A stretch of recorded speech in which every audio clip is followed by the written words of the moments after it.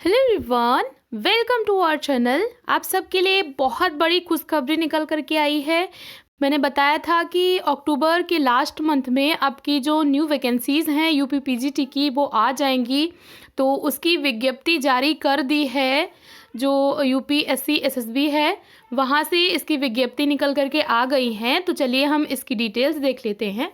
सबसे पहले आपको मैं बता दूं कि ये जो न्यूज़ है बिल्कुल ऑथेंटिक है। इसके लिए मैंने इसकी वेबसाइट चेक करी थी और वहाँ से मुझे ये विज्ञप्ति मिली है, जो कि है 29/10/2020 की। तो इसमें आप देख सकते हैं लिखा है, उत्तर प्रदेश के माध्यमिक शिक्षा सेवा चयन बोर्ड प्रयागराज द्वारा प्रदेश के जितने भी सहायता प्राप्त अशासकीय माध्यमिक विद्यालय हैं उनमें प्रशिक्षित स्नातक और प्रवक्ता के विषयवार अनारक्षित व आरक्षित श्रेणी वर्गवार बालक बालिका रिक्त पदों के सापेक्ष चयन बोर्ड हेतु विज्ञापन चयन बोर्ड की वेबसाइट पर दिनांक 29/10/2020 को जारी कर दिया गया है। मतलब ये आज का है, जिसके आवेदन ऑनलाइन प्राप्त किए जाएंगे। ऑनलाइन आवेदन के अतिरिक्त अन्य किसी भी माध्यम से प्रेषित आवेदन स्वीकार नहीं किए जाएंगे।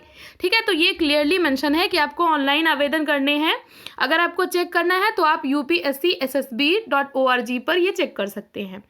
ऑनलाइन आवेदन भरने के लिए विस्तृत अनुदेश चयन बोर्ड की वेबसाइट पर उपलब्ध है। अतः अभ्यर्थियों से अनुरोध है कि वो चयन बोर्ड की वेबसाइट पर विज्ञापन से संबंधित पूर्ण जानकारी प्राप्त कर लें तथा निर्देशों का भली भांति अध्ययन कर तद अनुसार आवेदन कर। मतलब जो भी आपको गाइडलाइंस दी गई हैं उनको ठीक तरीके से पढ़ के उसके बाद ही आपको इसके लिए ऑनलाइन आवेदन करना है। आवेदन जो आपके करने की लास्ट डेट है वो है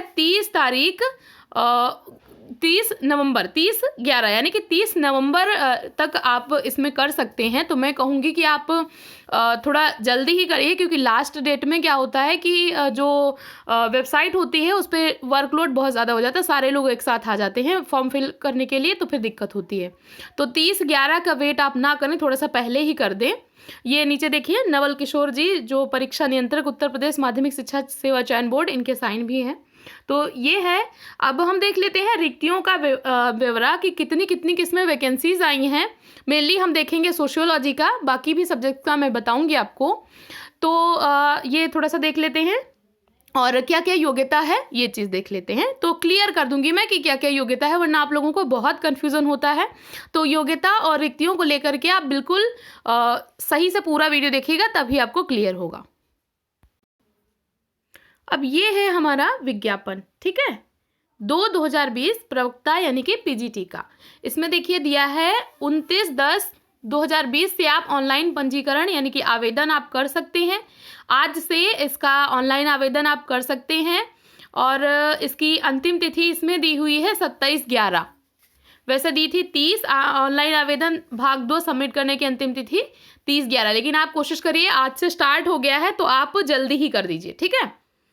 तो इसके अगर निर्देश देख लेते हैं, जो आपको आवेदन करना है वो upscssb.org पर ही करना है।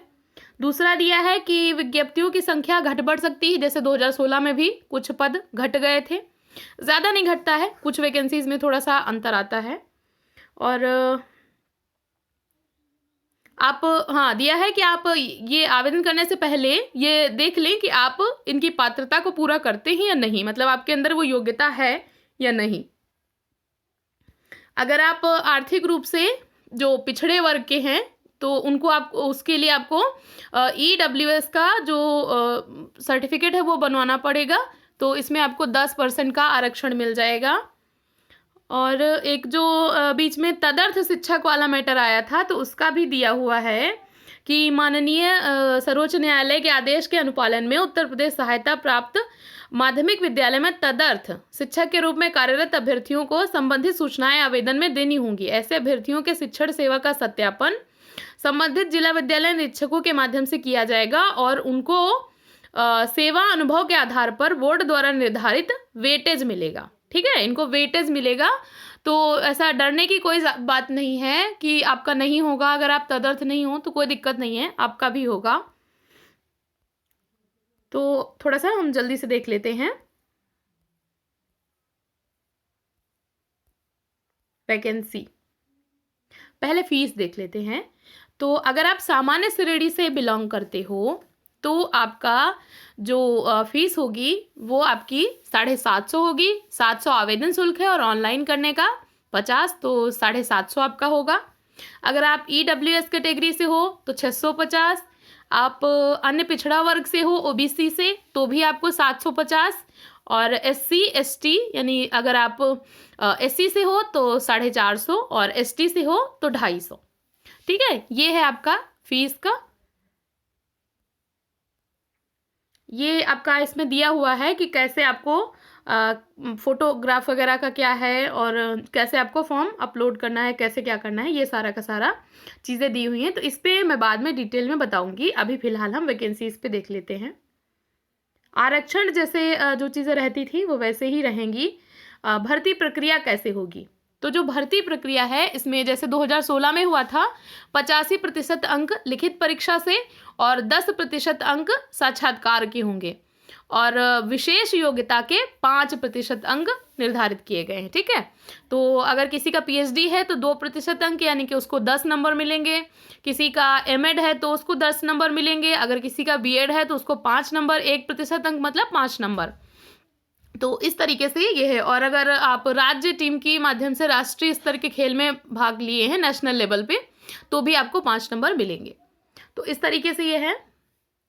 और जो चयन प्रक्रिया है ये दिया हुआ है। लिखित परीक्षा 425 अंक की होगी, साक्षात्कार 50 अंक का होगा और जिन लोग को वेटेज मिलता है विशेष योग्यता के आधार पर तो वो 25 अंक का होगा।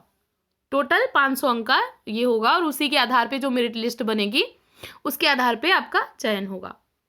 जो लिखित परीक्षा है ये होगी जिसमें 425 अंक का एक प्रश्न पत्र होगा। टोटल 125 क्वेश्चन होंगे। नो चेंज, जैसे 2016 में था वैसे ही है इस बार भी। एक क्वेश्चन 3.4 अंक का होगा और ये जो तदर्थ प्रवक्ता है उनके लिए 390 अंकों की होगी और उनको प्रत्येक प्रश्न 3.12 अंक का दिया जाएगा। तो आप लोग अगर फ्रेशर हो तो आपका एक क्वेश्चन अगर आप कर रहे हो तो 3.4 अंक आपको मिलेंगे। टोटल 125 क्वेश्चन होंगे इसमें। समयावधि होती है 2 घंटे की। 2 घंटे में आपको 125 क्वेश्चन सॉल्व करने होंगे। जो प्रश्न पत्र है वो ऑब्जेक्टिव मोड में आएगा। मल्टीपल चॉइस क्वेश्चंस आपके रहेंगे। फिर इसके बाद आपकी जो मेरिट लिस्ट है वो बनाई जाती है।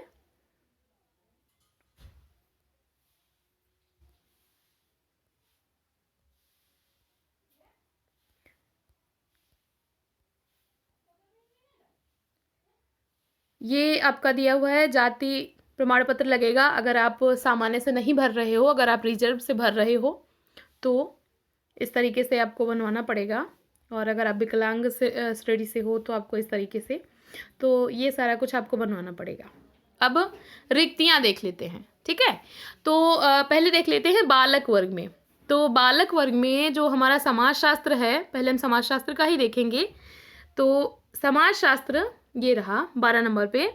बालक वर्ग में सामान्य की सीटें हैं 35, OBC की 20, SC की 12 और ST की सीट नहीं है। तो टोटल समाजशास्त्र में सीट हैं 67।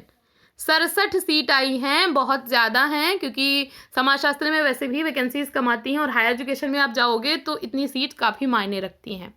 तो 67 सीट्स हैं। जब मेरा सिलेक्शन हुआ था तो सिर्फ 4 सीट थी, उन पे ही मेरा हुआ था। तो और मैंने OBC से भरा था तो उस टाइम पे तो सिर्फ एक ही थी। तो ये काफ़ी ज़्यादा सीट हैं। 35 आपका जनरल से हैं, 20 OBC से हैं, 12 SC से हैं और ST की नहीं है। तो टोटल 67 पद हैं समाजशास्त्र में। बाकी आप अपने विषय का देख सकते हो, ये विषय वाइज दिया हुआ है सभी का। ये बॉयज़ का था। ठीक है, बॉयज़ में 67 सीट्स हैं। गर्ल्स में कितनी सीट हैं थोड़ा सा देख लेते हैं। गर्ल्स का ये समाजशास्त्र है।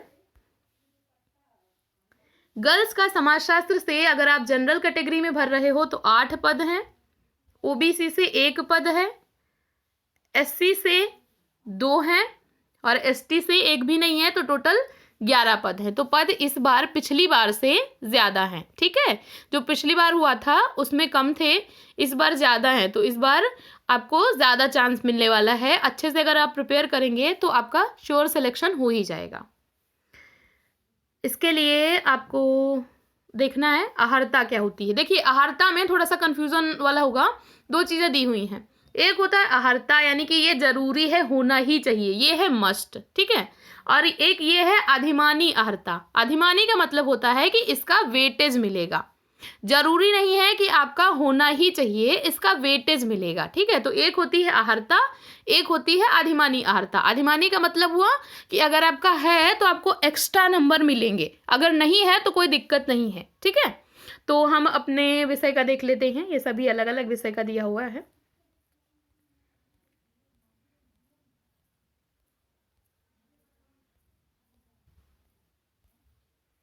ये है हमारा समाजशास्त्र का। तो समाजशास्त्र में देखिए क्लियरली दिया हुआ है कि आपका पीजी होना चाहिए यानी एमए होना चाहिए, और अगर आपने बीए ऑनर्स किया समाजशास्त्र में त्रिवर्षीय पाठ्यक्रम के साथ में बीए ऑनर्स, तो भी आप भर सकते हो। या तो आपका एमए हो समाजशास्त्र से, या फिर आपका अगर आपने बीए ऑनर्स किया है सोशियोलॉजी से तो भी आप भर सकते हो, ठीक। या तो एमए या फिर बीए ऑनर्स, तो आप भर सकते हो। अधिमानी अहर्ता वेटेज किसको किसको मिलेगा? तो वेटेज मिलेगा जिन लोग का बीएड है, जिन लोग का एमएड है, जिन लोग की पीएचडी है, या फिर आप नेशनल लेवल पे कुछ भी खेलकूद प्रतियोगिता में भाग ले चुके हो, तो आपको उसके एक्स्ट्रा नंबर मिलेंगे। अगर नहीं है तो कोई दिक्कत नहीं है, इसमें कंफ्यूज मत होइएगा, ठीक है। अधिमानी अहर्ता का मतलब होता है तो अच्छी बात है, नहीं है तो भी कोई दिक्कत नहीं है। तो ये सभी सब्जेक्ट का अलग अलग दिया हुआ है, आप जिस भी विषय से हो आप उस विषय का कर सकते हो। तो ये था। आई होप आपको ये वीडियो यूजफुल लगी होगी। ऐसे ही पढ़ते रहिए, अपने गोल की तरफ आगे बढ़ते रहिए। अगर कोई आपका डाउट रह जाता है तो वो कमेंट सेक्शन में लिखिए, मैं अगली वीडियो उस पर बना दूंगी। आपको अगर ये जानना है कि फॉर्म कैसे फिल करना है, क्या क्या चीज़ें उसमें होनी चाहिए, तो ये सारा कुछ मैं आपको नेक्स्ट वीडियो में बताऊंगी। तब तक के लिए बाय बाय।